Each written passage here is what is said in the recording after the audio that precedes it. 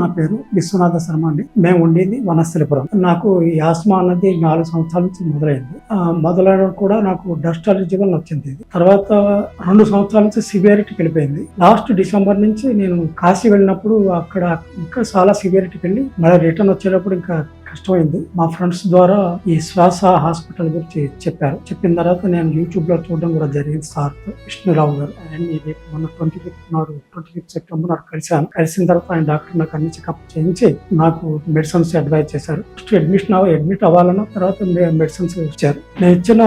ఆయన ఇచ్చిన 2వ రోజుకే నాకు బాగా గుణం కనిపించింది. తగ్గడం కూడా స్టార్ట్ అయింది. నా వర్క్ నేను చేసుకుంటే ఎంతో హ్యాపీగా ఉన్నాను.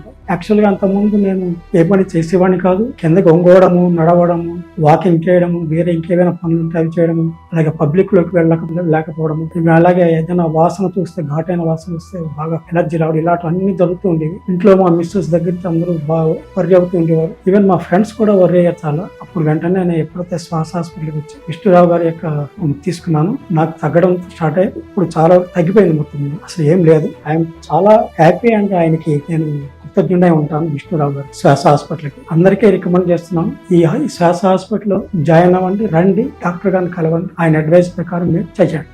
నమస్కారం.